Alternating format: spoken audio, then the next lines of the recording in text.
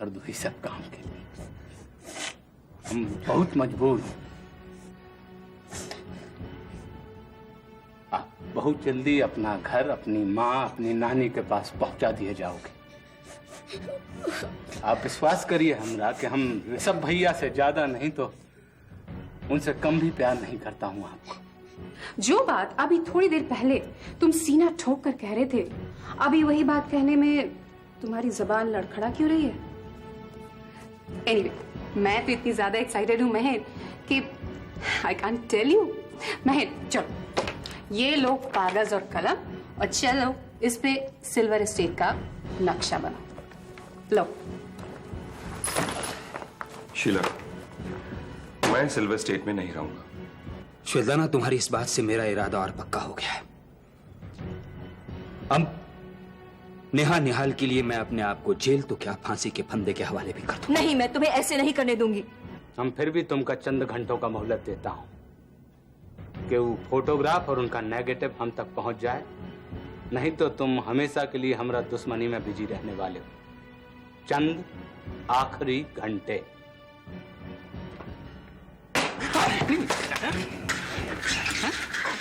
आप नीचे, आप नीचे, आप नीचे। हाँ, तुम ऐसे नहीं बताओगे।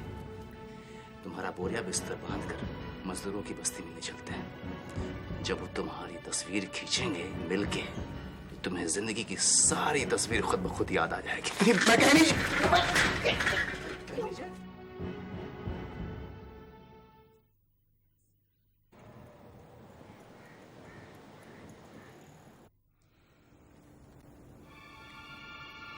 पूरा मामला गड़बड़ा गया है। जौन खेल हम खेला था वो खेल को गुनाह बनाने का साजिश रचा जा चुका है।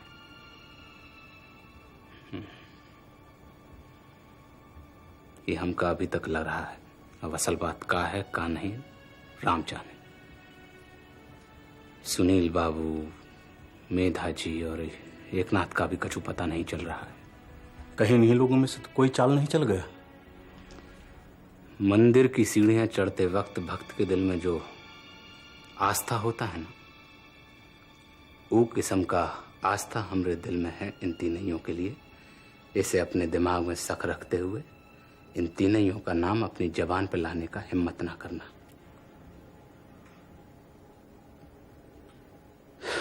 ये तीनों कोनो गहमा गहमी में फंसा हुआ है, इसे हमसे नहीं मिल पा रहा है। गहिमा गहमी है यानी खतरे का घंटी बज चुका है। हम बहुत इत्मीनान से ये खेल खेलना चाहता था। हम सबसे ज्यादा चौकन्ना तब हुआ जब हमका ये पता चला कि वो खाकी वर्दी वाला लोग भी मामले में बहुत ज्यादा दिलचस्पी ले रहा है। तो पुलिस वाले यहां तक भी आ सकते हैं? ऐसा संभावना है। हम तुम लोगन को इसलिए यहाँ बुलाया हूँ कि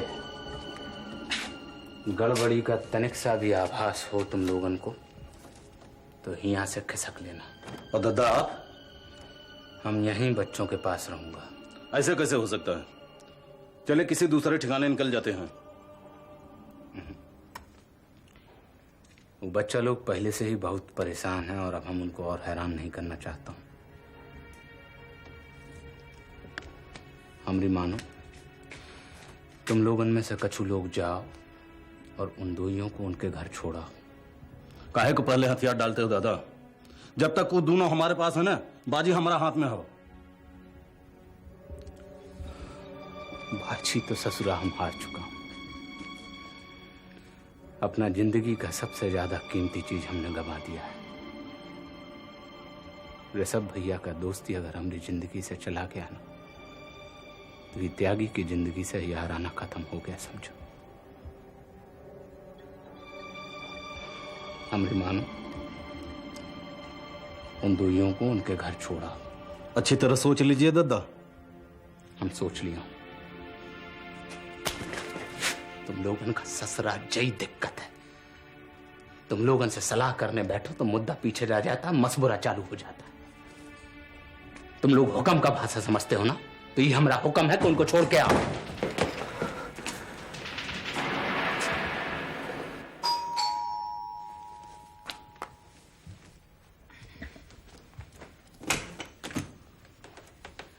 अरे रक्षंदा, अंदर आ जाओ। चलो, ये अच्छा हुआ, मेरे एक मेहमान ने तो इस घर में आना जाना शुरू कर दिया। रक्षंदा, क्या करूं पूजा?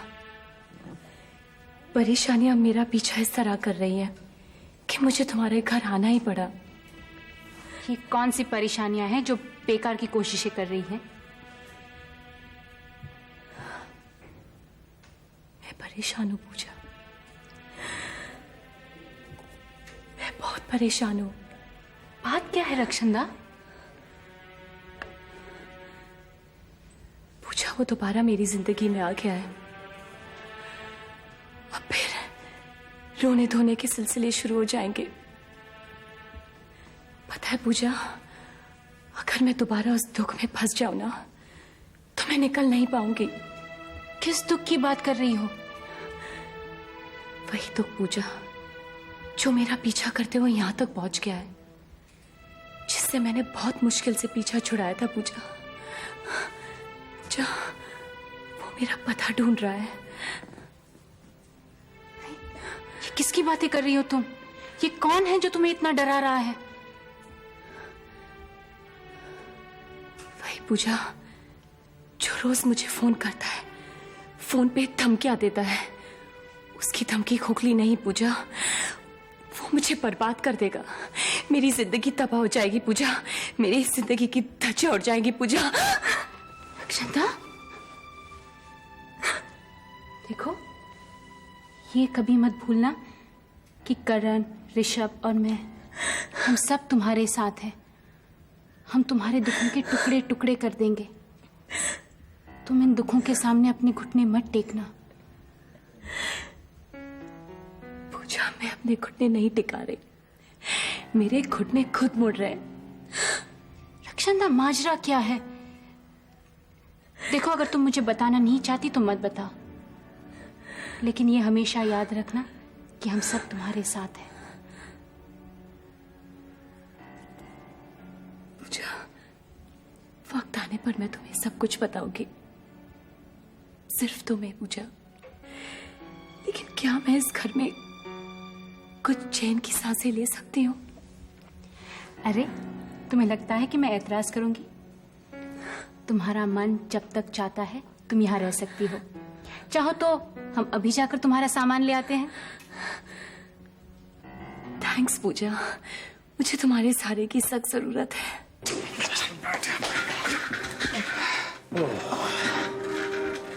माफ कीजिए बंसल साहब, वेरी सॉरी। इंटरवल हो गया। वन वेक अप, इंटरवल हो गया। आगे का एक्शन सीक्वेंस आपके पानी पीने के बाद शुरू करेंगे। Come on, come on, have water. ये आप लोग अच्छा नहीं कर रहे हैं। हम अच्छा करने आए नहीं थे बंसल साहब, आपको बताया था ना। अब इंटरवल की बात की जो कहानी है वो आपको बहुत ज्यादा बुरी लगने वाली है। क्यों एकनाथ? शुरू करें? माफ कीजिए, आपको चश्मा इसलिए पहनाया जा रहा है ताकि आगे जो आपकी हालत होने वाली है वो बखूबी आप देख सकें। ठीक है Eknath? Are you ready? Yes, come on now please please. मुझे याद आ गया है। वाह, वेरी गुड, याद आ गया। तुमने बेकार ही इतना मार पानी पीते ही बंसल साहब को सब कुछ याद आ गया। वो तस्वीरें और नेगेटिव्स कहाँ रखे? मेरे पास नहीं है। किसको दी तुम? खींची मैंने थी, लेकिन वो किसके पास है, कहाँ रखी है, मुझे याद नहीं। बेचारा बंसल अपनी कमजोर याददाश्त के चक्कर में बहुत मार खाया। ये मुद्दा मुझे बार बार तुम्हें याद दिलाना पड़ेगा। कमान कमान, शुरू हो जाओ।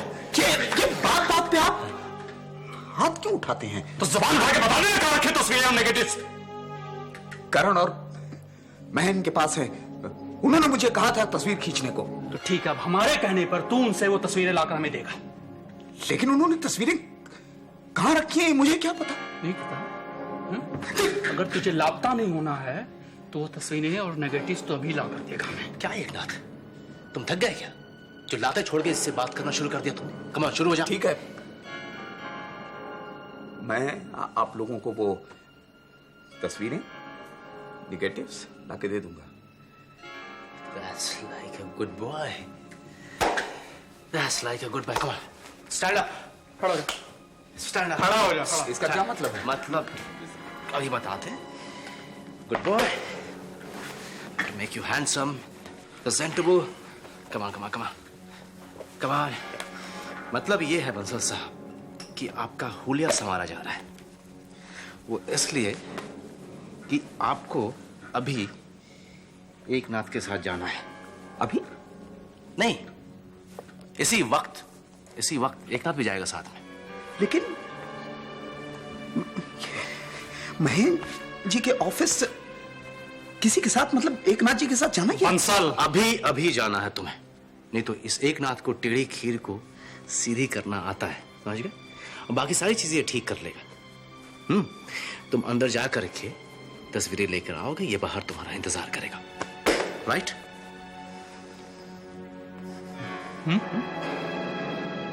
भैया आइए। अपनेपन का ये ढोंग अब बंद करो त्यागी। ये दिखावा करने वाले मेरी दुनिया में और बहुत से लोग हैं। तुम्हें तो मैंने अपने सगे वालों से भी बढ़कर माना था, और तुमने मेरे साथ इतना बड़ा फरेब किया। भैया ये बात झूठ है, हम आपके साथ कोई फरेब तो नहीं सच क्या है त्यागी? मैं पूछता हूं कि सच क्या है? वो दोस्ती की मिसाल जो तुमने मेरे साथ कायम की थी, या ये मेरे छोटे छोटे भाई बहन को किडनैप करके जो दुश्मनी का बीज तुमने मेरे साथ बोया है? क्योंकि इन दोनों में से सिर्फ एक बात सच हो सकती है। वो दोस्ती जो हमरे और आपके बीच में पिछले 1.5 साल से चल रहा है। चलते चलते इतनी गहरी खाई में कैसे गिर गए त्यागी? मैंने तुम्हारी शक्ल में हमेशा दोस्ती का चेहरा देखा है, और शायद इसी वजह से तुम अभी तक जिंदा हो। और न इतनी हिम्मत करने वाली कि मैं जान ले लेता। जान ले लो हमरा। अरे ऐसा पाप से हमका मुक्ति मिले, आपका ये इल्जाम हमारे लिए मौत से बदतर है। बातें सिर्फ बातें हैं त्यागी, क्योंकि तुम सिर्फ बात करना जानते हो, और अपनी इस हरकत से तुमने साबित कर दिया कि तुम्हारी औकात, तुम्हारी असलियत क्या है। भैया ये हमरा बहुत बड़ा मजबूरी था। मजबूरी? ऐसी? इसका मतलब यह है कि कल अगर तुम्हारे सामने यह मजबूरी आ जाए कि अपने ऋषभ भैया का सर कलम कर दो, तो तुम वो भी कर दोगे? ऐसा बात मत कीजिए। अरे तो कैसी बातें करूं त्यागी? कैसी बातें करूं? तुम्हारी तरह चिकनी चुपड़ी और झूठी बातें करूं? हाँ, का इतना गिरा दिया है आपने हमका अपनी नजरों से? गिराया नहीं, तुम खुद गिर गए हो। अरे त्यागी, तुम्हें कोई मजबूरी होती तो मुझसे कहते, तुम्हारे लिए कोई ना कोई रास्ता मैं निकालता त्यागी, लेकिन तुम। हम कहे रहे उन तीनों से कि हमसे ये काम मत करवाओ, लेकिन वो एक नाथ, सुनील बाबू और मेधा जी, तीनों हमका बेबस कर दिए।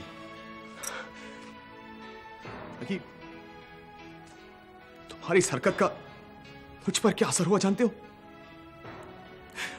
वो दिन था और आज का दिन है जब से पता चला है मारा घूम रहा हूं।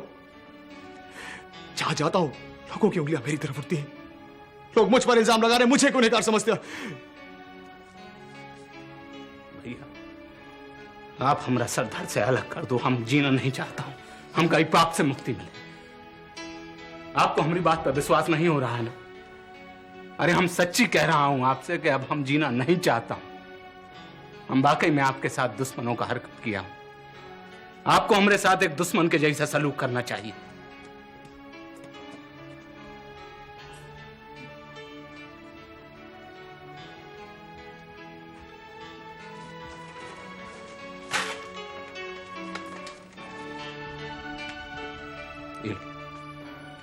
ये कागज में हम लिख दिया हूं कि हम अपनी मर्जी से खुदकुशी कर रहा हूं। अब हमरा जीने का इच्छा नहीं है। लो भैया, अब तो आपको कोई मुश्किल नहीं होगा ना अपना दुश्मनी हमसे निकालने में। अरे त्यागी, समझता क्या अपने आप को? तू समझता क्या है अपने आप को?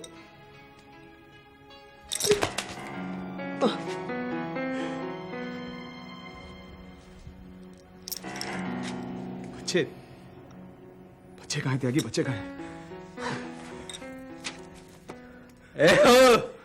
छोटा साहेब और बहुत छोटा सा मेम साहेब, आ जाइए।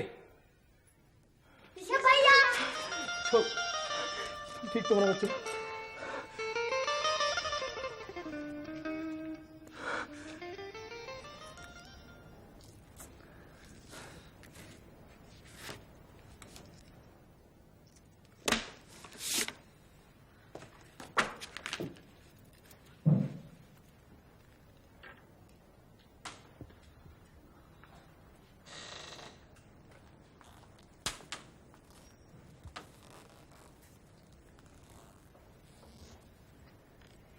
राजीव के ख्यालों में खोई हो।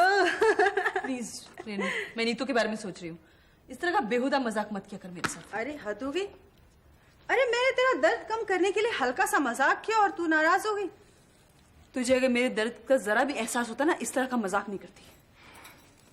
अब तू नाराज होना छोड़ और मुझे ये बता कि नीतू के केस का क्या हुआ, कहाँ तक पहुंचा?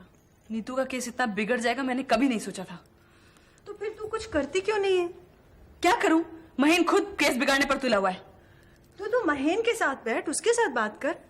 महेन के साथ आजकल बात नहीं होती, सिर्फ बहस होती है, और अब बहुत जबरदस्त बहस होने वाली है। देख निशी, इस तरह गुस्सा करने से कुछ नहीं हासिल होने वाला। ठंडे दिमाग से काम ले। मुझे जो हासिल करना है वो मैं करके रहूंगी, चाहे मुझे कोई भी रास्ता अपनाना पड़े। निशी, तू इस तरह से गुस्से में रहेगी तो कैसे होगा? तू महेन के साथ मिल, उसके साथ कुछ डिस्कस कर, और अगर कोई हल नहीं निकला तो फिर हम दोनों कोई हल निकालेंगे। नहीं रेनू, जो करना है मैं खुद करूंगी। तू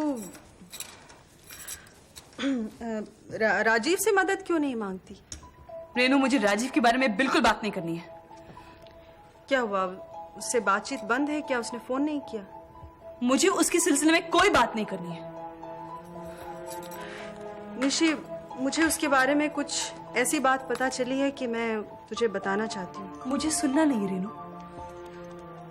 निशी, मुझे उसके बारे में कुछ अजीब सी बातें पता चली हैं। मेरे रिश्तेदारों ने जो दिल्ली में है मुझे बताया है, और मैं चाहती हूँ कि तू एक बार जान ले। क्या? जिन्होंने मुझे उसके बारे में बताया है वो उसे काफी समय से और काफी अच्छा जानते हैं। उनका कहना है कि वो एक बिगड़ा हुआ इंसान है। और तो क्या हुआ? वो जो है जैसा है वो अपने घर में, मुझे उसे क्या लेना देना? ईशी, मुझे तो बड़ी शर्मिंदगी महसूस होती है कि मैंने राजीव जैसे इंसान को तुम्हारे करीब लाने की कोशिश की। रेनू, जिस राजीव की वो लोग बात कर रहे हैं, क्या ये वही राजीव है? Are you sure?